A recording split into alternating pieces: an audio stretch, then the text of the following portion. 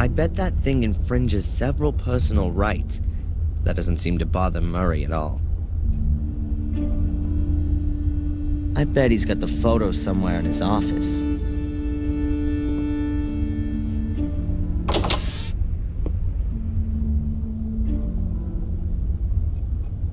A large steel locker.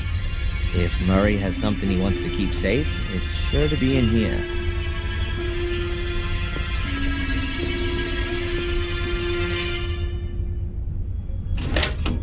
No chance. This thing's locked and made of solid steel. It's also screwed into the floor, and I don't know the combination.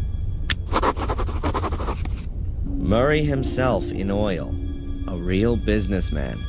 He's hung himself up in the office. Wow, that's a really ugly carpet. Probably a relic from Murray's old pawn shop.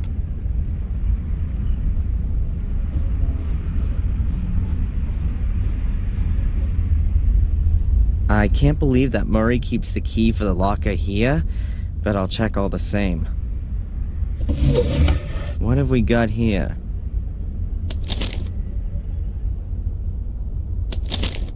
This is a user manual for the steel locker. Interesting. If you have forgotten your combination, the serial number is stamped on the rear panel. Write it down and telephone the following number: 01473/serial number plus the last 2 digits of your year of birth. An automated information desk will then tell you your combination. That's what I call service. Now I just need Murray's date of birth and the serial number.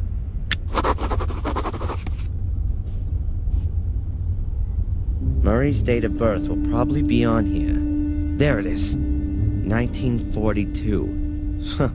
He's quite an old-timer. The creep.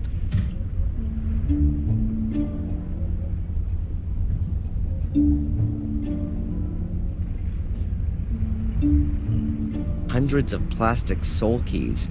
I wonder if Murray miscalculated a bit there.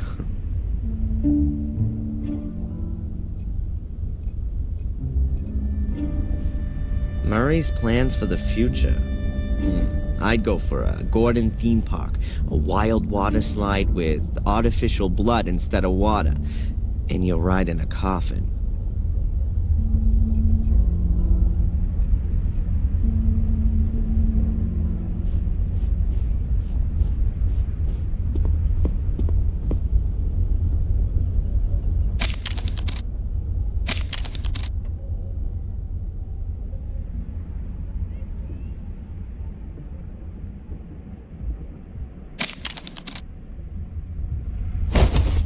It's about 3.5 meters from the corner to the middle of the wall. Good that I've got that cleared up.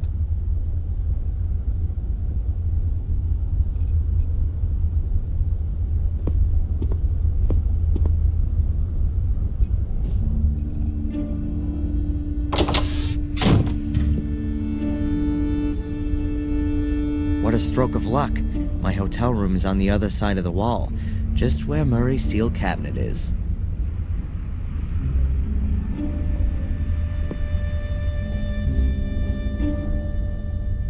Toolbox. It wasn't there yesterday. Is Murray doing the renovation himself? Whatever. I'll just help myself. Not too well organized. Pliers. They could come in handy later. Otherwise, just screws, nails, and fuses. Back there's just a little sitting area. 2 armchairs, a table, a shelf with books. Boring.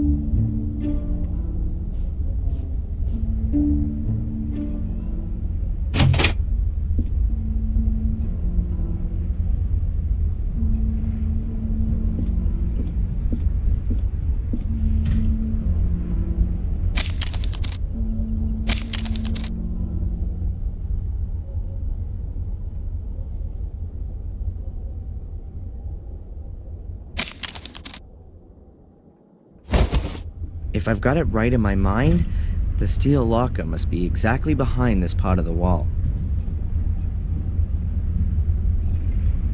I'll remove the wallpaper. A brick wall. Looks very old and the mortar's crumbling. Right here, on the other side of the wall, is the steel locker.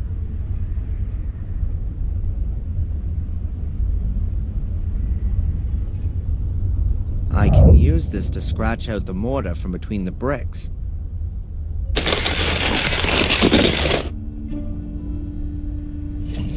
That should do it. That's the back wall of the steel locker. And here's the serial number. 8528-173.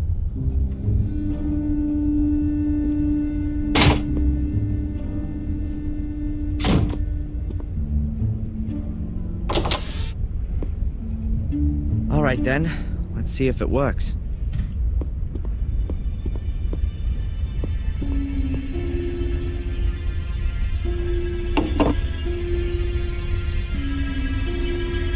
The combination is 4 right, 8 left, 15 right, 16 left, 23 right, 42 left.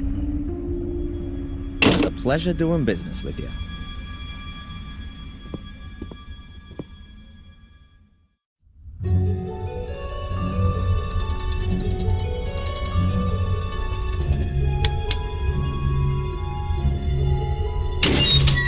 Ta-da! How about that?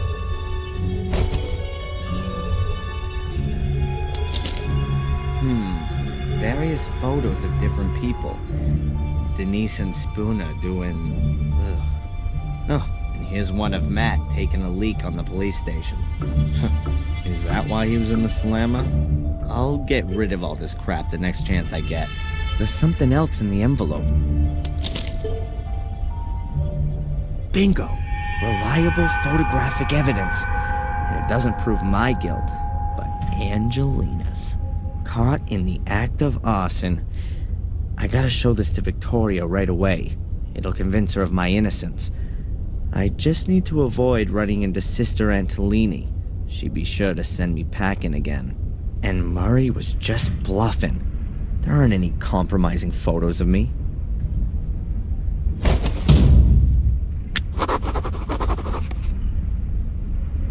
Murray's collection of blackmail material. That guy is so sick. And here, a page from the Willow Creek Daily from last year. What did he save that for? Perhaps because of the article about the robbery in an old people's home in Ipswich. Valuable objects, cash, and passports were stolen. Or perhaps Murray was interested in the article about Spooner's transfer to the provinces. It says here that a young cop from London will replace the well-loved Inspector Collier, who's retiring. Conrad Spooner led the investigation in a case which didn't exactly cover the London Police Service in glory. More on page 7. Is Spooner just the scapegoat, or did he really do a bad job? One thing's for sure, he won't be able to fill Inspector Collier's shoes so quickly. I guess he really doesn't like them either. Angelina doing her favorite things, murder and arson. Boy, guy was lucky that she didn't catch him taking these photos. That photo won't help me much with the police. You can't see Miss Valley's corpse. But perhaps I can use it to convince Victoria that I'm innocent?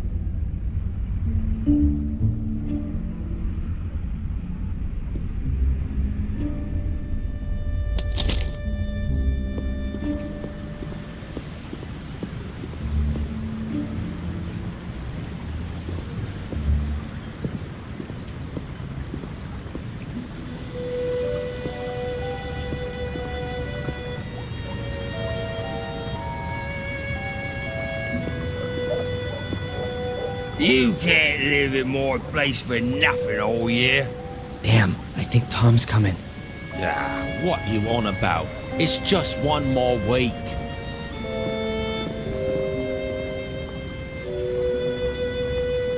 Just in time. They almost saw me.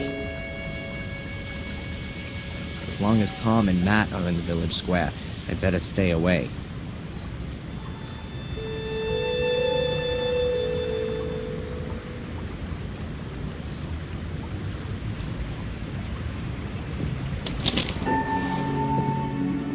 she is again. The white lady from the shack. What? Oh, she's coming closer. Whoa, she's floating like a ghost. What if she is one? Keep calm, Darren. At least it would be better than one of those hellhounds. A friendly ghost is actually fine, particularly when it's so beautiful. Or so sad. Should I follow her? Into the realm of the dead, or what? Oh, whatever. I've still got a whole packet of Halo Paradox with me. If the whole thing gets a bit too crazy for me, I'll take one.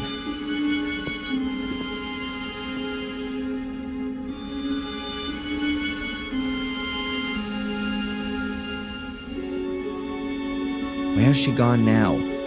Strange, I hardly let her out of my sight.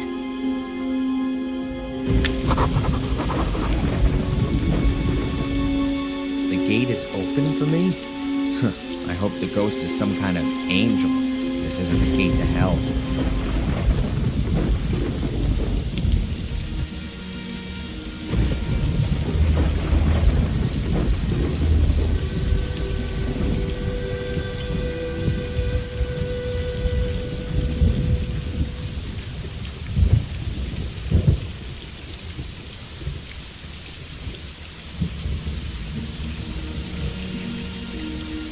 There are people in the hall. Construction guys, I guess. I'd better go another way. Otherwise, Sister Antolini is sure to get wind that I'm in the castle.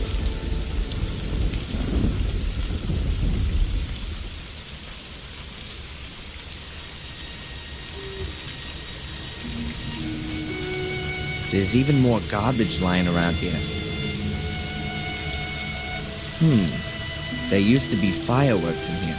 I might be able to lure the construction guys out of the house for a moment with a firework like this. But these ones here are unusable.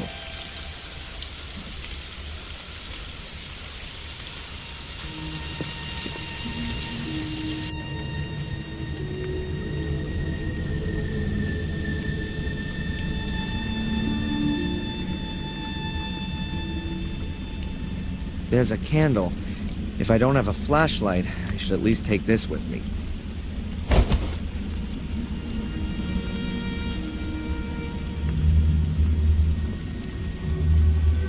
Shh, just don't step on a creaky floorboard. Damn, it'd be impossible to sneak past them unnoticed. I have to distract them somehow.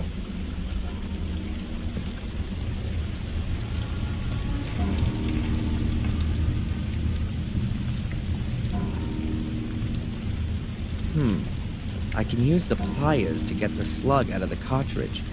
That way I'll make the thing harmless and get a charge of gunpowder at the same time.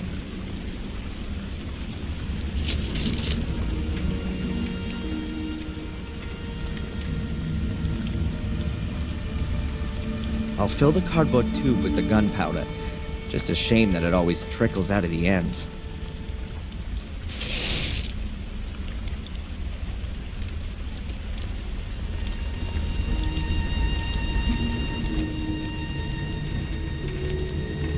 Click. Let there be light.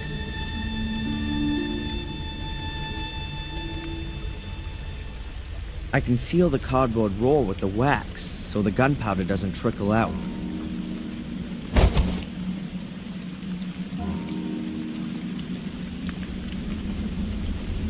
I'll stick the cigarette in one end of the cardboard roll. If you light the cigarette, it'll burn down and make the gunpowder explode. So now I've built my own firework.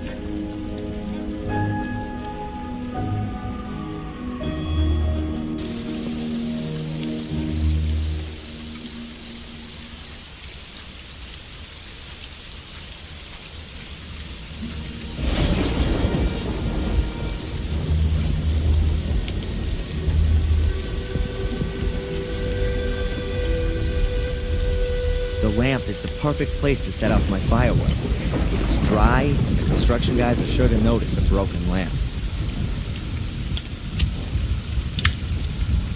Okay, I've got about 2 minutes until this explodes.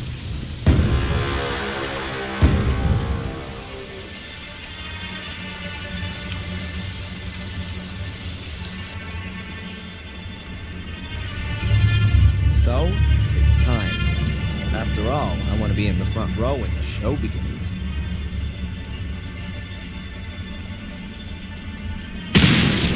Whoa! What was that? Sounded like a gunshot. Damn, why aren't they going out? Might have been a firework. I saw one of them spotted kids messing around on the wall again recently. Have you seen what they've done to our scaffolding? No. I've been on the facade since last week. They've covered it in paint. Go and have a look. It's like a hippie ladder. Little sods. Why are they hanging around here not in school? What's that about? Steve, I've got an idea. What kind of idea, Greg? Why don't we stick their fireworks up their spotty buns and fly under the moon? Yeah, why not?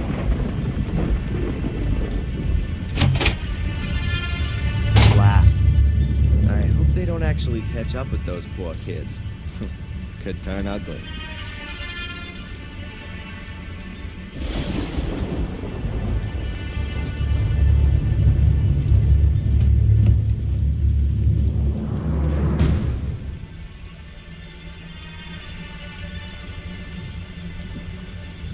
Damn. What's all that noise? Greg, Steve, was that you?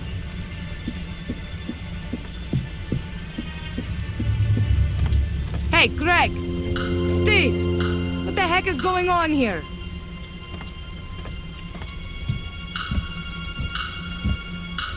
She's disappearing into the hall. Now full speed to Victoria.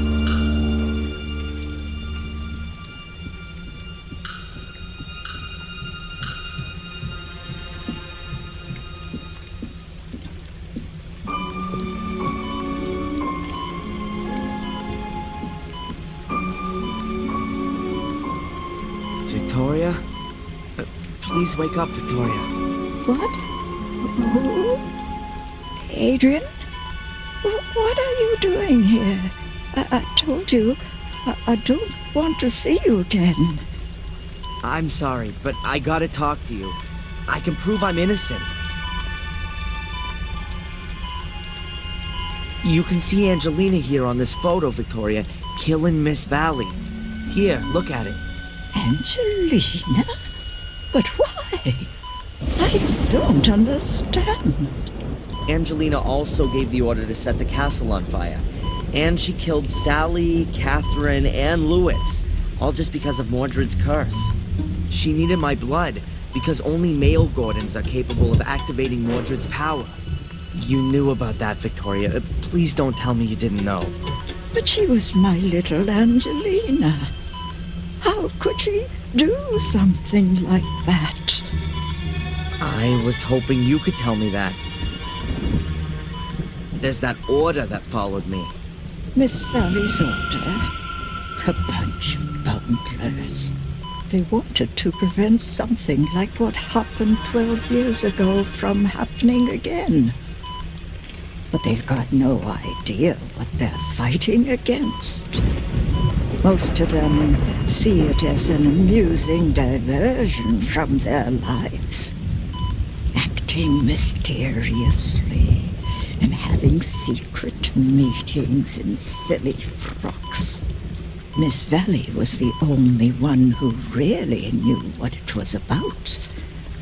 The original order has existed for hundreds of years. It keeps the secrets hidden. However, we supported Miss Valley financially. It was, after all, in our interest that you, Adrian, did not return to Black Mirror. I see. I saw something strange there, and I don't know who else I could ask about it. This white lady, exactly the one in this painting, or very similar, I don't know. Either way, I saw her in the woods. She was running around like a ghost. But it wasn't a ghost, was it? A white lady in the woods? Are you sure? sure. So it really was a ghost. Oh my god, I really am going crazy. No. Calm down, Adrian. Everything's fine. Perhaps better than I dared to hope. Tell me more about the lady. What did she look like? What did she have on? I didn't see her all that well.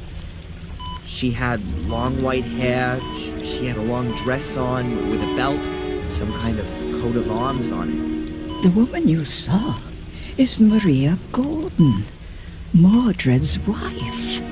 She can find no peace, not for centuries. She wanders the woods of Black Mirror because she's searching for her child. Her child and Mordred's. I've seen her too. You've seen her too? Then she really does exist. We're in Black Mirror Castle, Adrian. Which reality are you talking about? What happened to the child? All right, what I'm about to tell you has never left these walls. And it would be good if it stayed that way. It's perhaps the oldest of our family stories, and also the most dreadful. You want to know what happened to the child? That's what Maria asks herself to this day. All we know is that Mordred took it away because he thought it wasn't his biological child. He thought Maria cheated on him with his brother, Marcus, and wanted to make her pay for that. What he did to the child remains a mystery until today. It was never seen again. So Mordred's wife was unfaithful, and because of that he cursed everyone? No, Maria wasn't unfaithful to Mordred. It was his hate that made him think something like that. Hate and jealousy towards his brother, even though the two of them fought many battles together, side by side. But that was before they came to Black Mirror. Something here changed Mordred, contaminated his heart. He mistrusted everyone. His soldiers, his wife, his brother. Became more and more withdrawn. Became arrogant. Finally, he looked at his own child and didn't recognize it. Thought he could see similarities with his brother in his face. He wanted to kill it, but no one knows if he did. One thing's for sure. He snatched it from Maria and took it into the catacombs under the castle. In her desperation, Maria called for Marcus, begged him for help. For Mordred, this was further evidence to support his suspicion. Marcus came, challenged Mordred to a duel, and killed him. But he didn't find the child, no matter how he searched. It was as though he'd disappeared.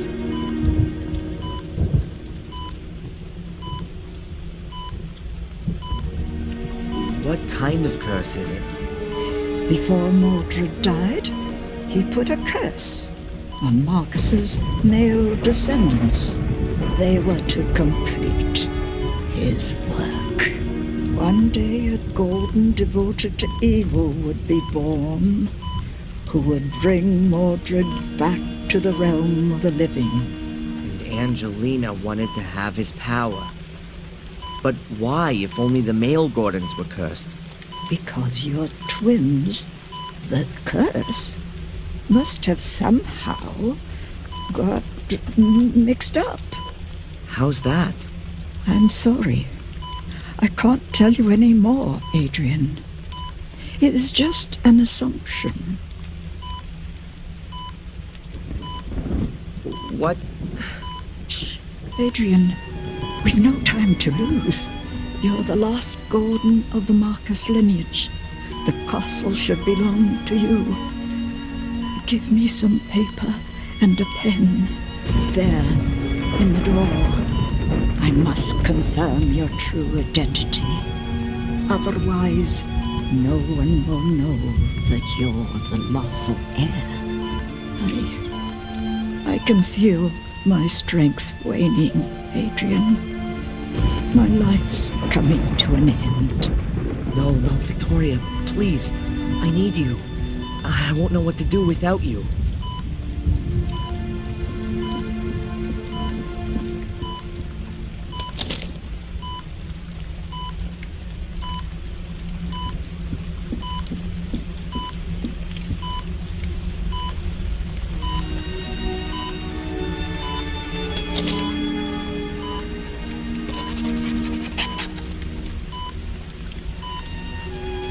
Without me, you might not have been in this position.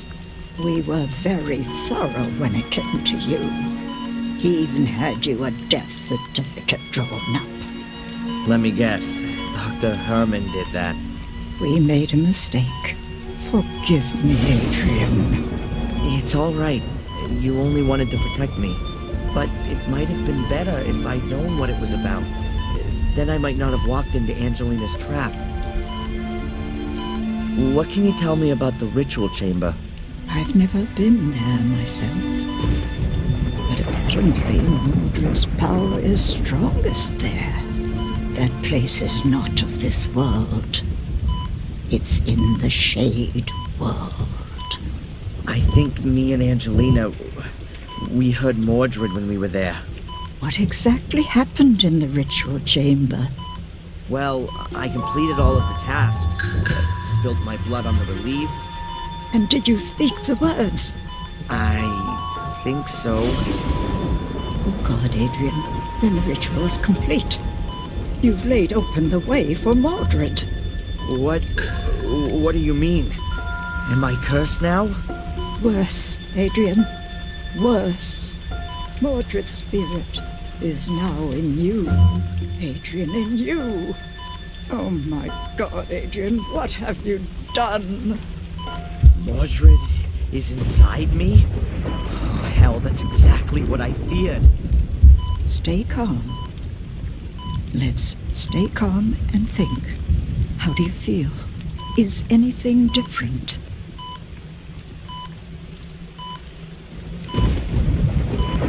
Yes, there are these visions. They feel quite real. They're sick, violent, but maybe they aren't anymore. I wanted to go for Murray's throat earlier. That definitely wasn't a vision. When did you see the White Lady last? Just now, in front of the castle. Then you haven't yet done evil. Your heart is still pure. You're strong, Adrian. You've managed to resist, and you must continue to do so. Resist Mordred for as long as you can. He will get stronger and stronger, and you will get weaker. He wants to control you. At some point, he will take control of you.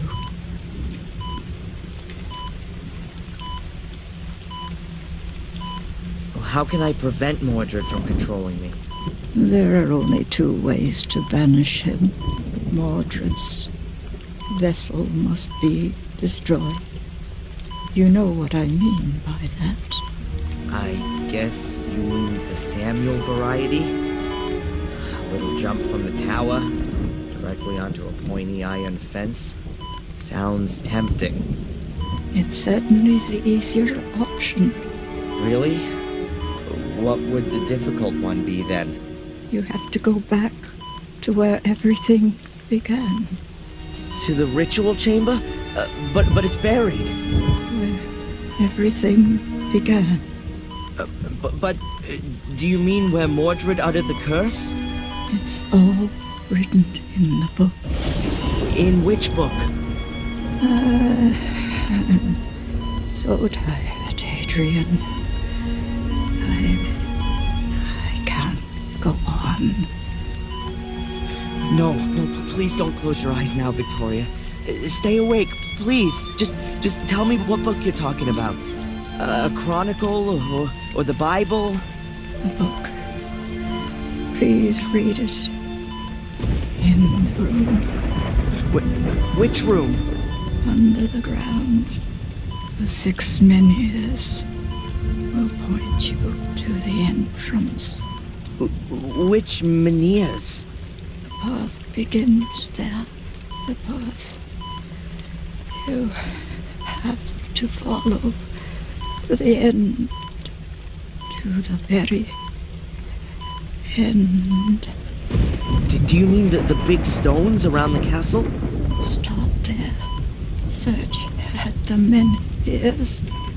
Adrian, promise me. Yes, I'll do it. Promise me. Yes, I promise. Victoria, please wait. There's so much you have to tell me. Victoria.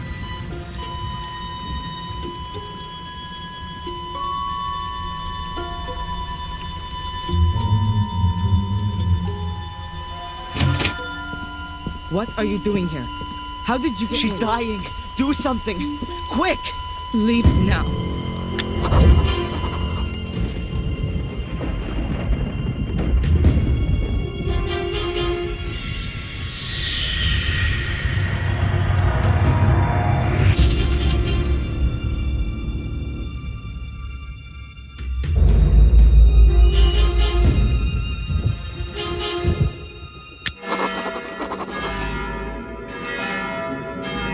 Lady Victoria Gordon has passed away. She leaves behind an empty place in our hearts.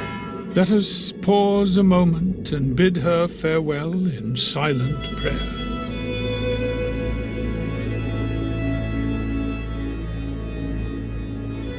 Dear mourners, as we part, I would like to leave you with a few words to reflect upon. Words which have guided Lady Victoria throughout her life in both good and troubled times.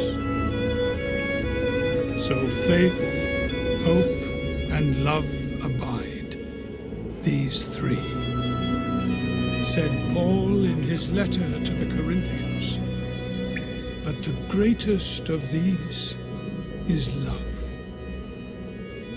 Now, as we are saying goodbye to Lady Victoria Gordon, let us do so with these words in mind. Amen.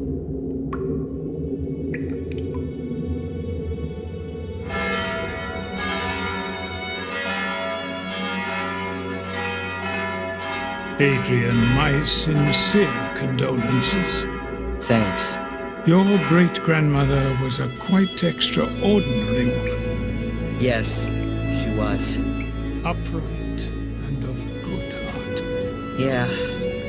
It's a pity I only got to know her so late. Better late than never. You are Lady Victoria's only kin, and therefore her sole heir.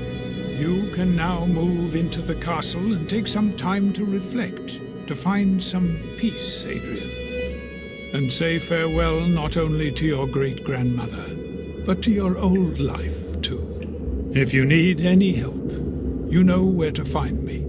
Thank you, Father Frederick. My condolences, Adrian. Thanks, Doc. How are you? Well, this is the funeral of the last member of my family. That's it. From now on, I'm alone on God's earth. Utterly alone. I suddenly find Mordred's presence in my head a little comforting. He is part of the family, after all. We could have our session now, if you like. No, I'd just like to have some space right now. Can we move it to this afternoon? How about 3 o'clock at my practice? Okay. See you then, Adrian.